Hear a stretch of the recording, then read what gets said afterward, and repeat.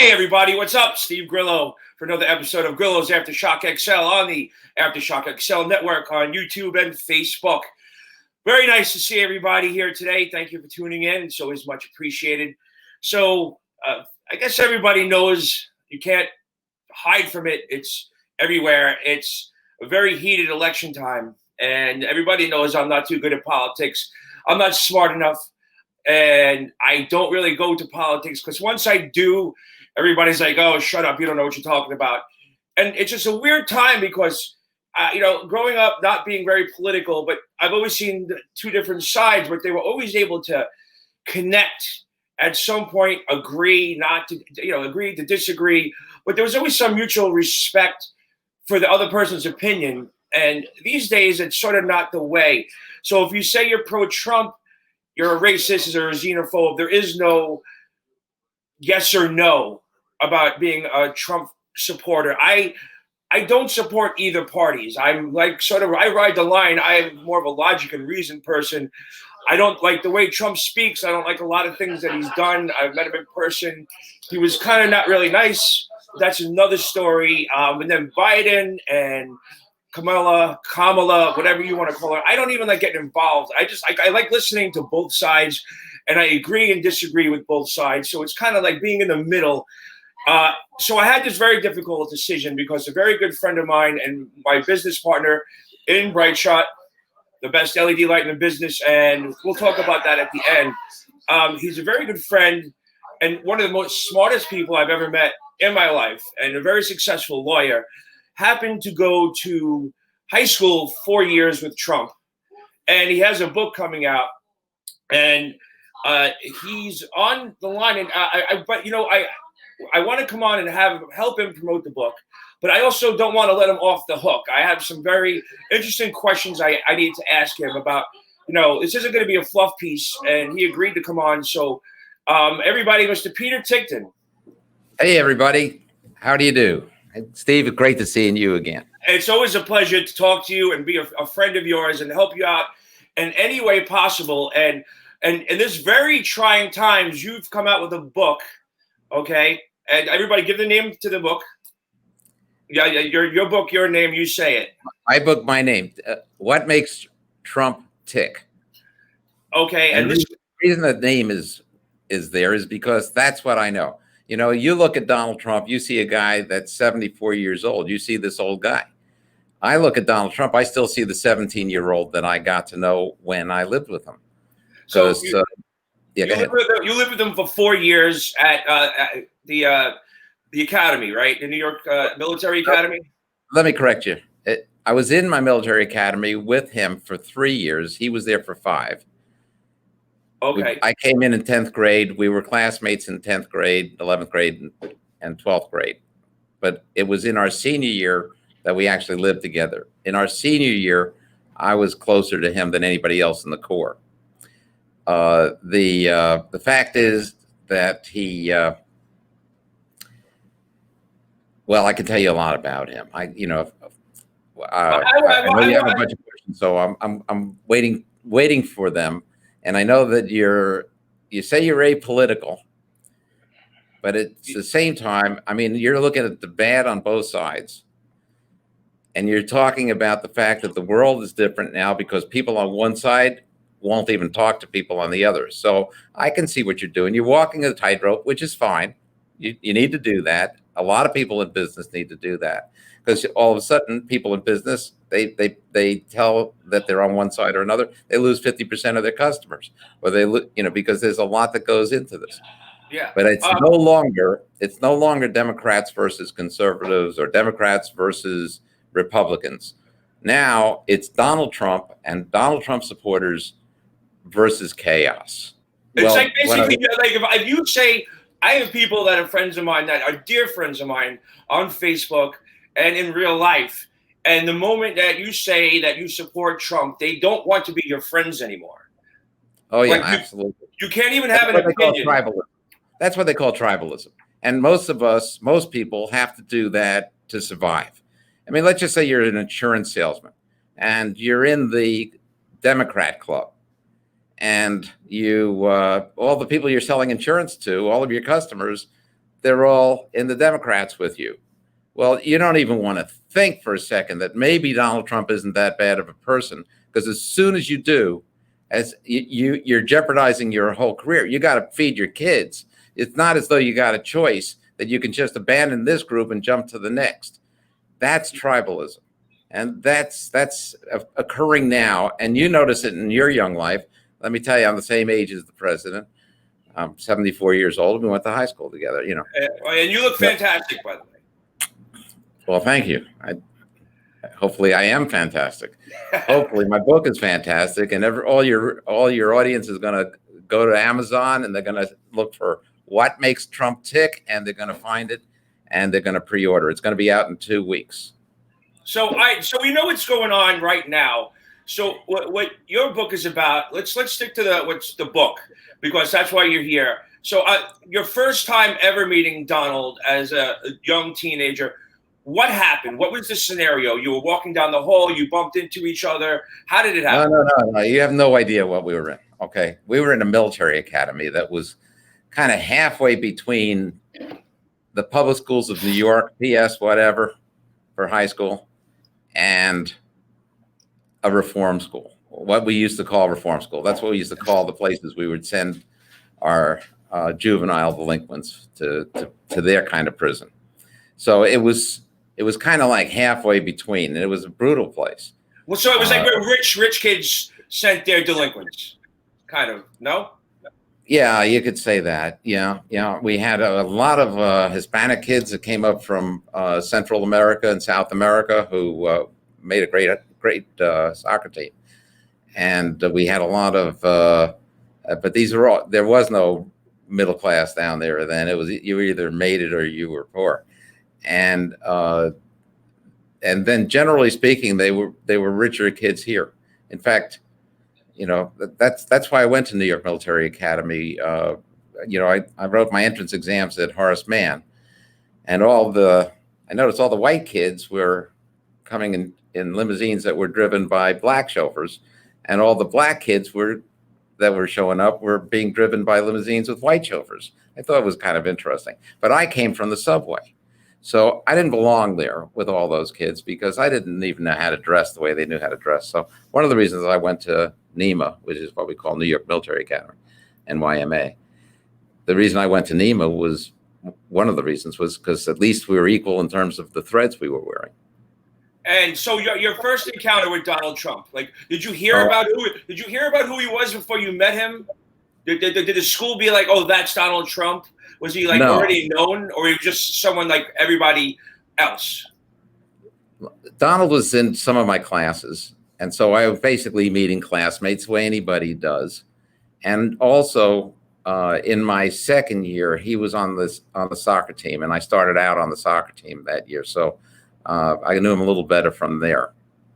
So did he have a reputation at that point? Like, oh, that's Donald Trump. His father's a big real estate mogul who's a jerk, kind of thing, or? No, nobody cared about anybody's parents and what they did. We were boys that had our own,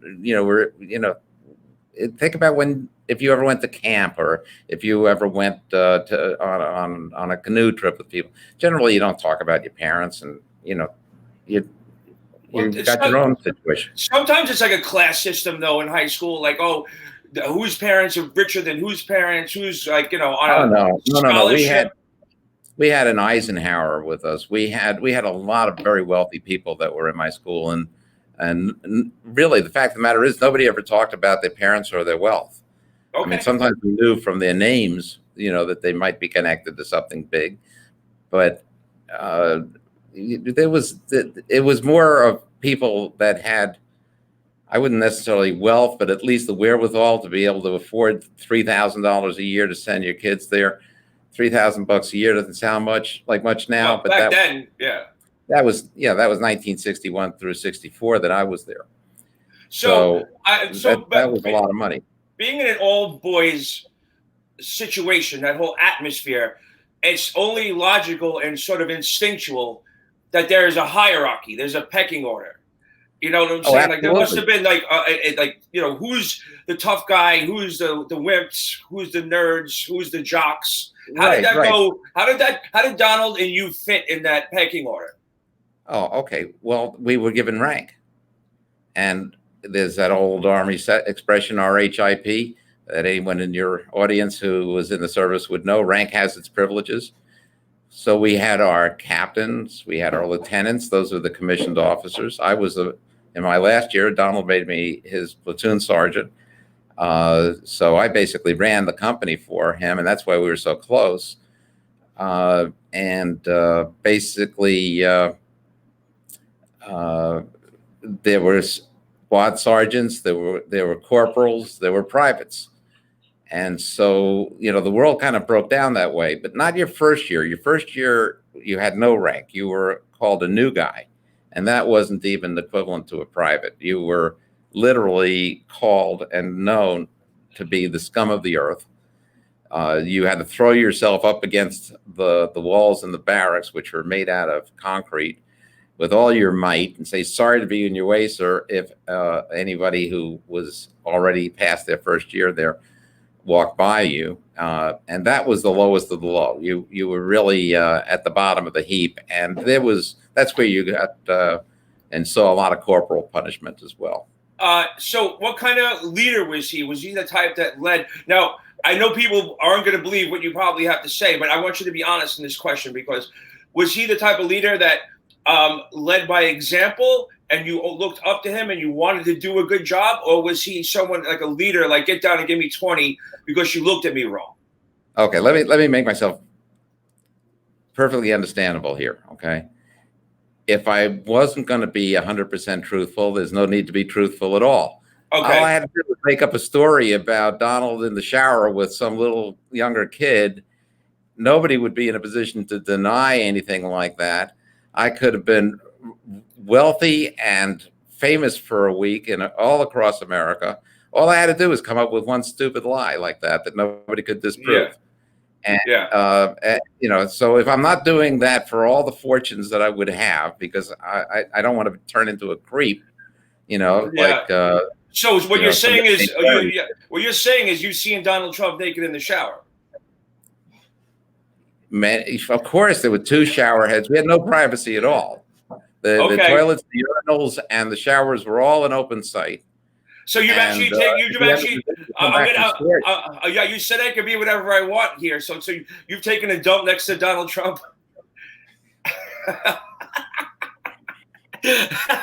I'm sure it happened. It's not the kind of thing I would remember. Yeah, I would put it out of my head too, Peter. But like I've seen those military bathrooms, and I don't think I could ever do that. So that would be a problem for me. I would hold it in until it was like midnight and no one else was around. Yeah, in all fairness, I want to just say the school has changed completely. They have dividers now. Things they could never do today what they did to us then. Because at that time, they really school was brutal. School was something you had to learn to live with, or you were going to have a very, very rough life there. So let's go back to what kind of leader Donald Trump was in high school. He was. I'm glad you asked that. Yeah. Because I got to tell you, before I mention that, maybe I'll tell you the story. One of the stories I have in my book. Go right ahead, please. All right. Okay. And it's about what happened to me. And because I know what happened to me, I know what happened to Donald. Because you got to ask yourself, when he came, he was just a young kid. He was 13. I was 15 when I went. So when I went, and he was a bigger kid than I was. But, the fact is, and he was athletic, and I was more of a nerd. But I was if I was 140 pounds, I wasn't even that. Okay. And I had a captain named Bill Clayton, and I had an executive lieutenant named Bill Jersey, and these two were pals, and they were the two jocks of the school. So Clayton, he was the captain of the soccer team, the wrestling team, and the lacrosse team. Jersey was the captain of the football team, the basketball team, and the baseball team. So when I say I had the two jocks of the school, I had these two crazy guys. Okay. And basically, they were a little bit sadistic. So as jocks are. Well, jocks could be as jocks. most of the I jocks know were. they were cruel.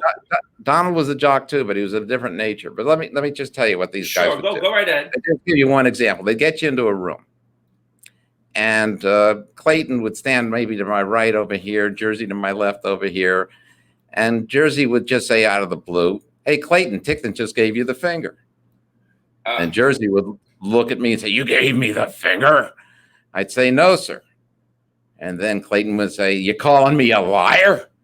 And I'd say, "No, sir." And then Jersey would say, "Then you gave me the finger."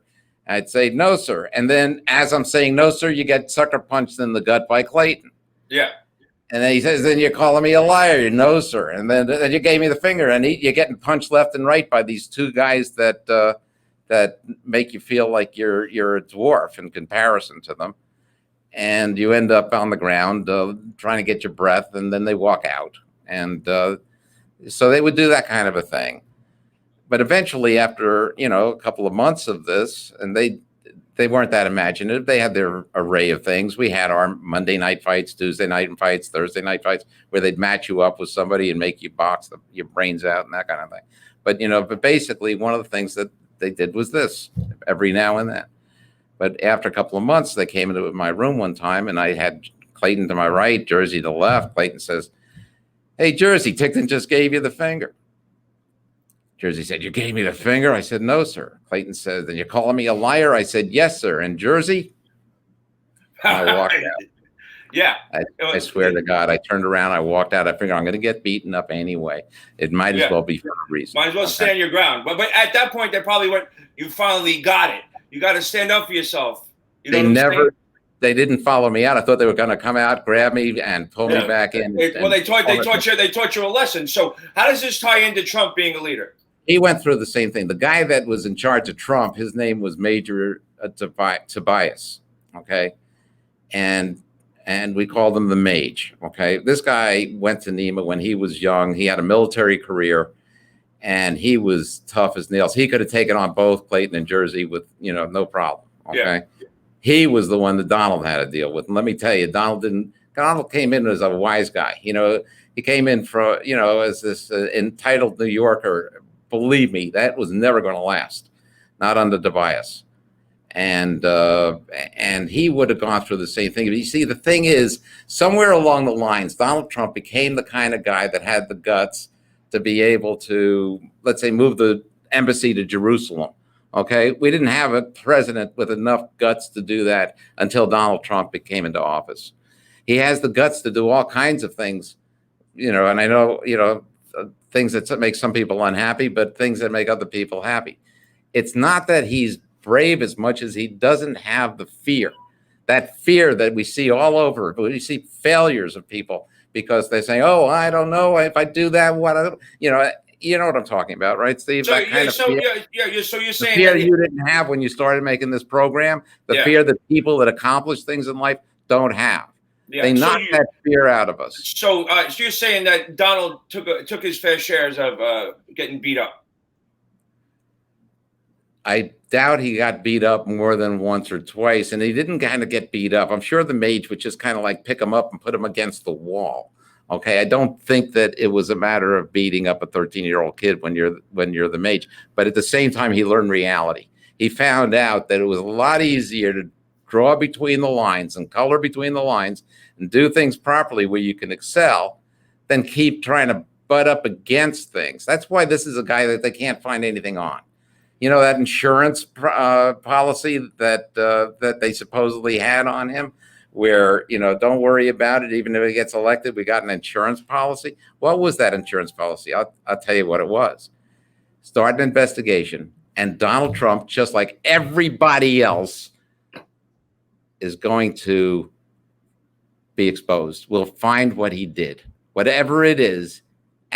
Somewhere he took a bribe, we'll prove it. Somewhere he did something illegal, and we'll prove it. Well, so with the millions of dollars that was spent, and $30 million just by Mueller, not counting everything else that was done against them, they couldn't come up with everything. And let me finish this because it's important. Okay. George Bernard Shaw said, "The punishment of a liar is not in the least that he cannot be believed, but rather that he cannot believe others." We all look through life through our own prism, and we all see everyone else in the light that we know of ourselves. So if we're dishonest, we don't trust other people. That's why that's so true what George Bernard Shaw said. The same thing is true in terms of these other factors. These people that knew they would find dirt on Donald Trump knew it because everybody has dirt according to them because they're dirty. They perceived through their prism that Donald Trump would have something that he would be removed for. And that insurance policy did not pay off. It was not an insurance because they had no idea that this man is clean. And why is he clean? He's clean because that's what he learned at New York Military Academy, that you need to color between the lines. You need to, and then you can excel. This guy didn't color between the lines. He built skyscrapers between the lines. And he is this very, very lucky person we've got right now because this world needs him. Our country needs him. So I'm going to go back to your school days, and it's going to get a little interesting because, you know, I coached wrestling at an all boys school. I didn't go to an all boys school, but I also know that, you know, at an all boys school, when you have, say, 500 to 600 prepubescent young guys hanging out in a confined room with no sexual and everything downstairs is just starting to kick in. Did you ever catch like Donald, like, you know, taking care of himself, or how did that work? No. There's another solution they had in those days. What was that? Cold Saltpeter. showers? What's that? Saltpeter. It's a food preservative, but it also takes care of that entire situation. Well, and that's what we put in our food.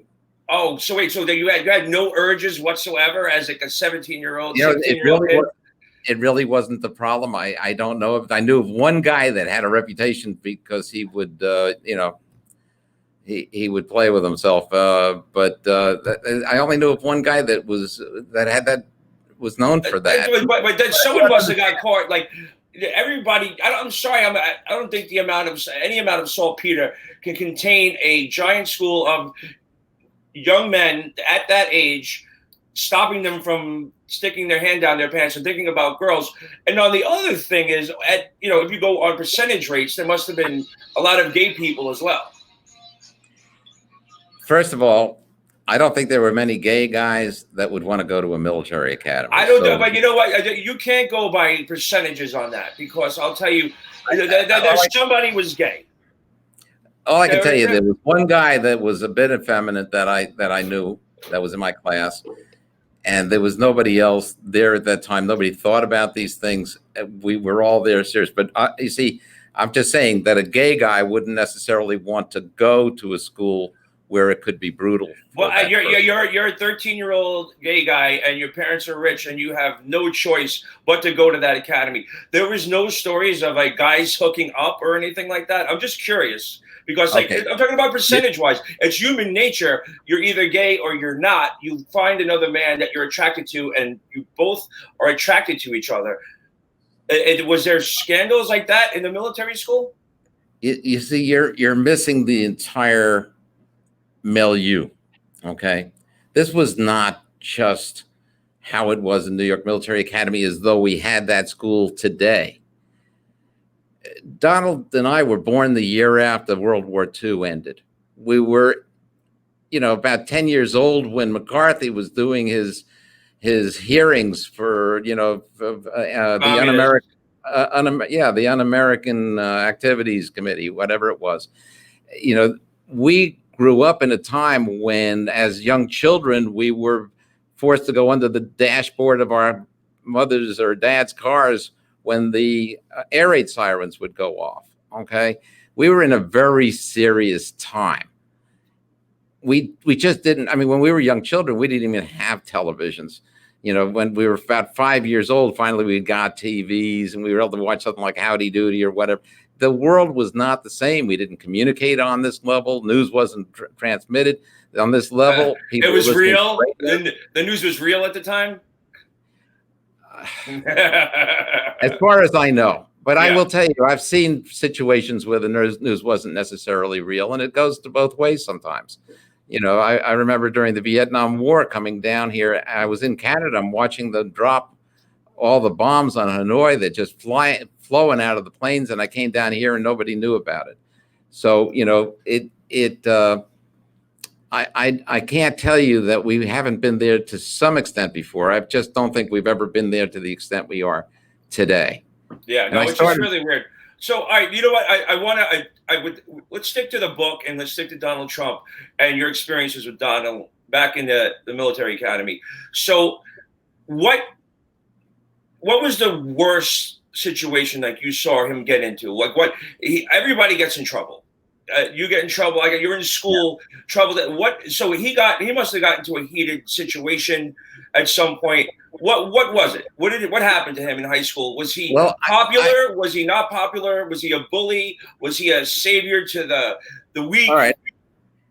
You got a lot of questions in there. So let me take the bully one first. Okay. Sure. There were captains that would go up to we were kids, but we were called men. Okay. And we needed to live up to that.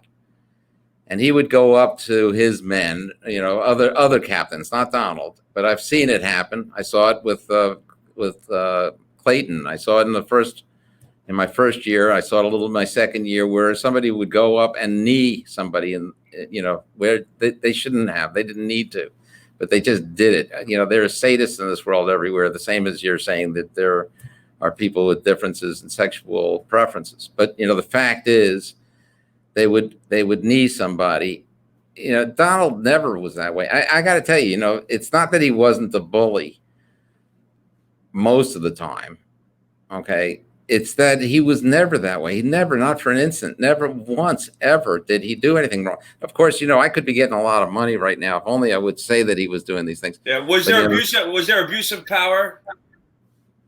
Donald Trump was the kind of leader that you followed because you didn't want to disappoint him. You wanted to please him because he was a good guy. He had your back. He always was. He always did, and he always was. I learned from Donald by being his platoon sergeant, because even at age 17, he was ahead of the pack in those ways. How did he get to the head of the pack? Did he earn it, or was it his father's money? No, I think it had to do a little bit more with the fact that he was there for 5 years. So you advance slowly, but eventually you get to be a captain when you're there that long, where it's harder if you're there for 3. Did he earn it? Yeah, I would believe he did. I think he did. Absolutely. But I don't know, because I wasn't there for those years with him. He was in another company at that time. You know, you're really close to the people in your same company. And in our last year, when I was his platoon sergeant of the first platoon of the first company of the parade, you know, so I'm the guy that everybody has to line up with behind me, and then you guide to your right, and everybody, and I was located in the very front on the right hand side. So basically the whole Corps of Cadets went at the pace that Donald and I would set as we would go marching on through our parades, and everything was a parade. We marched into the mess hall for breakfast, for lunch, for dinner. This was not a kind of school where you could leave, go to town, and have dinner on your own. There was no such thing, and nobody ever thought that there would ever be such a thing. No, you had to be where you had to be when you had to be there. Did anybody ever challenge his authority? No, not Donald. In fact, at the end of the year, you know, another friend of mine, Celia Arriaga, he got the everybody's pal, and then somebody else got most successful, but we really weren't thinking of Donald for most successful at that point. That was Phil Beckman, but you know oops. but what we really wanted to do was give Donald something, and he missed the everybody's pal, so we gave him ladies' man, which is really funny because we had no ladies. To get that picture that we have in the yearbook that you might have seen if you in some of the programs on him. You know, that was one of the girls that worked in the administration building, and she was a married lady. but she was young, and so she kind of fit the bill. But it wasn't as though we were going out dating. It wasn't as though you could go on a date. Saturday night, I'm going to go on a date. Guess what? You're going to be AWOL, absent without official leave. You're going to get kicked out of school. Nobody goes AWOL. No, what about the rumors about him and testing? I spoke to a couple people that are very anti-Trump, and one of the things was, did he get privilege and get testing? Did he cheat? Did he get answers ahead of time? Was his grades full of shit, and his father paid for everything to make him look better? All right. Okay, so let me tell you, in order to get into the school, you had to take the entrance exam. The entrance exam was an IQ test. They only accepted 1 out of 7 of the people on the basis of their IQs. So already he's in the top 1/7 of the world that came to apply to go to NEMA, because in those days they were full and overfull. Then he was an honor cadet. And if you see a picture of him when he was at NEMA, you'll see the stars on the side of his collar that show that he was an honor cadet. And if you're an honor cadet, that means you either had, I think it was a B+, and then you got a bronze star, an A, and you have a silver star, and an A+, you've got a gold star. So he had at least one semester of that year, he had a gold star. So he was an honor cadet. And that's what it says in the yearbook too. So I know he was, and we competed, he and I, for scores. So I know he was near the top of his class. So this guy was never a dummy by any stretch of the imagination. But he never held it above people. He didn't walk around like some kind of a scholar, or that, hey, look at me, I'm so smart. He was just one of the nicest guys you could ever want to meet all the way through. In fact, I don't have one guy in my class at NEMA that has a bad word to say about Donald Trump, and half of them are Democrats. What about his SAT scores? They were doctored, they're not doctored. There were 100 guys in my class at the time. One guy got expelled the morning of graduation, but that's another long story. So we ended up with 99. But there were 100 guys. The day we took the SATs, in those days, you took it once, and that was it. You didn't take it once a year, unless you were going for postgraduate to take an extra year to bring your marks up to get to a better school. But then you could take it twice. But basically, you took it once, and you took it at your school. And this is where Donald took the SATs. I know it. He had to. Donald never took time off. He never went home for a weekend, never in his senior year. And I know this for sure because we were together. We got Thanksgiving. We went home for 5 days. We had Christmas. We went home for about 9 days. And we had Easter, which was about 9 days or so. And those were our breaks. Those were the times we left the school. Other than that, unless you had something special going on, you were there. Donald Trump was in that room with the rest of the 100 of us and with me. And he took the SATs with me. We studied for the SATs together. And he took the SATs with us. If somebody else were in that room claiming that they're Donald Trump, were giving a piece of, turning in their paper that had Donald Trump written on it, it was impossible. There's no way in the world that could have ever happened. It did not happen. It's impossible. So, all right, we got that answered. Now, here's another question that people wanted to know. So he was the captain. He was on the soccer team. He was an athlete. Now, all of a sudden, he was captain of the baseball team as well. Oh, so okay, so he did all those athletic things, but yet he was not admissible to the Army because of bone spurs. What's that about? If you're an athlete, now all of a sudden you have bone spurs, so you don't go into the military. How is that answered?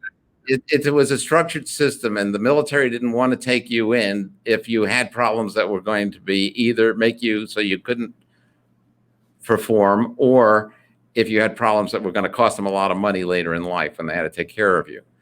And it depended on which draft board you were reporting to. It depended on where you lived.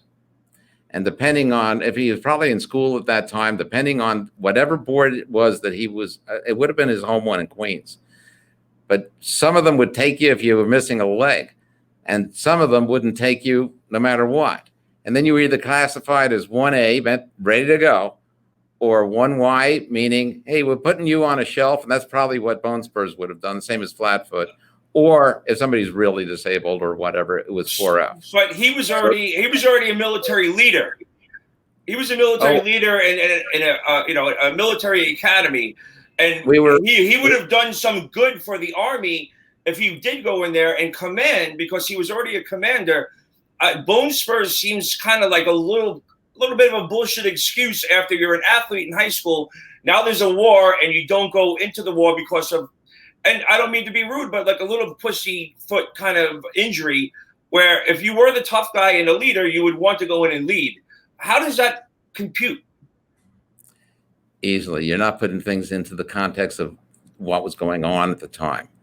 If you're going to have to march 30 miles, you can't march if you're flatfoot. He wasn't flatfoot, but everybody who was flatfoot, everybody who didn't have an arch on the bottom of their foot, they were flatfoot. They were automatically 1Y. It's the same thing with bone spurs. If you're not able to march 30 miles, what are you going to do? Hold up your whole company? Oh, wait for me. No, but you're a varsity athlete in one of the toughest schools in New York, and you did all those sports. Now you turn over, you're a military leader, and now all of a sudden the bone spurs have an issue? That doesn't make any sense.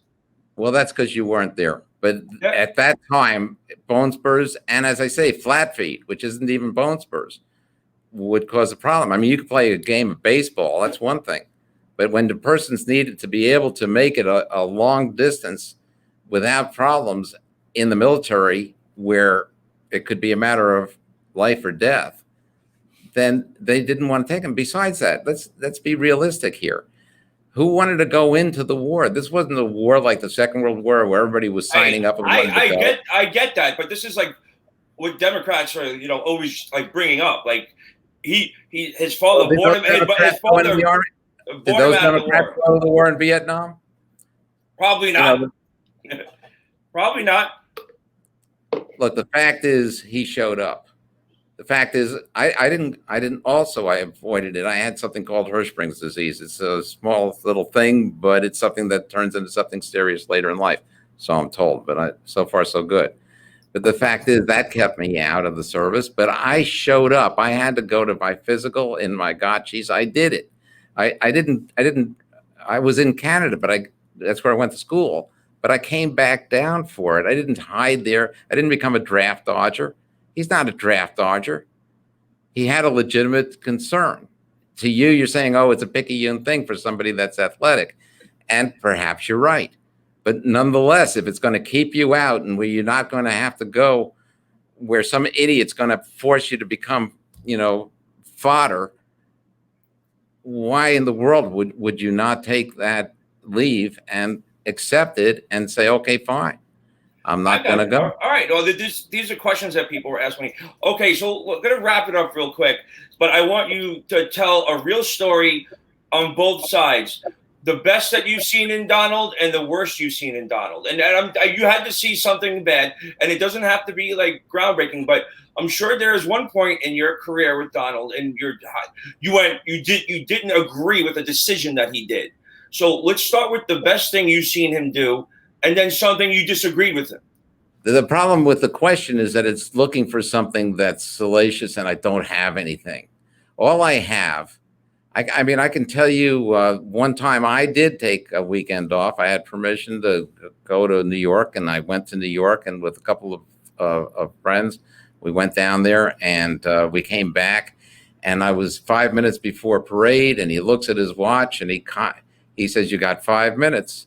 That's the way he was. He didn't say, you got 5 minutes, asshole. He was a good guy all the time, every day. We did things. I caught a thief once. I got all these stories in the book, what makes Trump tick. But what really makes him tick and what the book's about is the way they kind of break you and rebuild you, the way that whole thing worked. And we're seeing the product of that now, or he never would have been the billionaire he is. Everybody changes over the course of years. What makes you think that he's still that same guy? Because when I see him and he says, how are you? And I hear his voice, and he's not being socially consistent. That's what you're supposed to say. Well, we would say in those days, have a hanging, but but he says, "How are you?" And you can see the concern in his face. Like I just know he's the same person that he was. I still see that 17-year-old that I knew so well. People call him a racist. I don't even know what xenophobia means. They call him a liar. Why is he not all these things? People can't accept the truth, so they see it for what they want it to be rather than what it is. And, we're so split in terms of the divide of the world right now. But I just want to tell you, we really are facing logic versus insanity at this point. I'm so concerned. I'm so worried that possibly these people on the left could ever make it. I just want to give you one example of what concerns me, okay? If a person is not, let's just say we say, okay, we're going to give free medical help aid to all the illegal immigrants. And at the same time, we're not going to even enforce the borders. You're able to come in as though there's no borders. It's legal. Come in. What happens? You got a guy in Nicaragua that's got a tumor. You think he's going to stay there and get no treatment when he get free medical treatment in the United States? He can get welfare in the United States. Why would anybody stay there, tumor or not? We're going to see such an exodus from the South. You look at these people that want the Green New Deal, and you look at global warming and the fact that things are going to get worse. Well, believe me, it's going to get warmer and worse in the South. In Central America, Mexico is going to be a lot worse, a lot faster than we are. And all those people are going to be emigrating up here rather than finding solutions for what they need to do down there, because we're opening the doors. If I had a farm with 1,000 acres on it and I was farming it, I got a farm, I got a house, I got a family. If you take 10,000 people and put them on that farm, I don't have anything anymore, and neither will anybody else. It's insanity. There's certain basic concepts that we know that we don't challenge, we don't question. Like, is it all right to have lead in our water? Well, drinking water, of course it's not. We don't have to have a debate about that. And we shouldn't be having a debate over whether or not it's all right to give our country away. Is it all right to allow Iran to get enough from us so eventually they can put a bomb over our heads? Is it all right to do all these things? It's not. It's craziness. And that worries me because I don't know what kind of Kool-Aid all these people have been drinking, but they got the same kind of agreeable laziness in terms of their thoughts, where that craziness is pervasive. I want to go ahead. I'm sorry. No. I just said you made me think of something, because I know that there is like one thing that you disagree with Donald on, and that's global warming. I know. Yeah, well, Peter, you've been a really good friend to me for like the past 7 years, and you've like enlightened me on so many different things. And global warming is one of your causes. And Donald Trump doesn't believe in it. Really short and quick.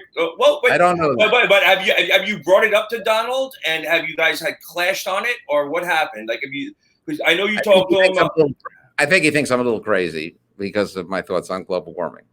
But I'll tell you, there's only two kinds of people on the planet. Yeah. There are those who believe in global warming, and there are those who will believe in global warming. Global warming is real. I know that Donald must know about this, because if he's surrounded by military experts that aren't aware of the fact that this poses all kinds of security risks, it's just unimaginable that he would not have those kinds of people around that would be very sensitive to this. I'm sure he's very much better versed on the whole issue now than he ever was before, because this is something that's happening. Well, Peter, I can't believe that you actually came on my show. I appreciate it very much, because I know you're a very respected person down in Florida. You're one of the best lawyers in the country. You're down. Better call Ticktin if you're down in Florida. You've seen Peter Ticktin on TV. It's my father was so excited to meet you, because he's like, the guy from the commercials. Let me tell you, Steve. Let me tell you, you are. I know you well enough. Let me return the compliment.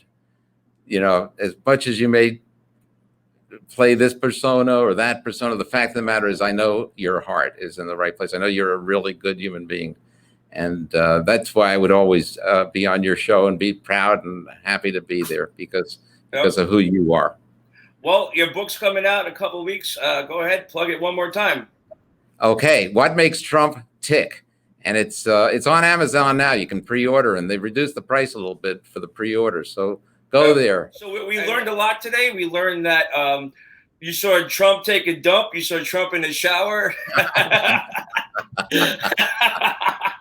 And you know deep down in your heart, because you were with him for a really long time, that his heart is in the right place. A lot of people won't believe you, but I think it was very informative, this whole interview. Hopefully, maybe some people could actually see the human side of the president through your book and through your eyes, and I appreciate you coming on my show. Thank you so much. It's really a pleasure. Thank you, Steve. Love you, Peter. You too, man. Bye.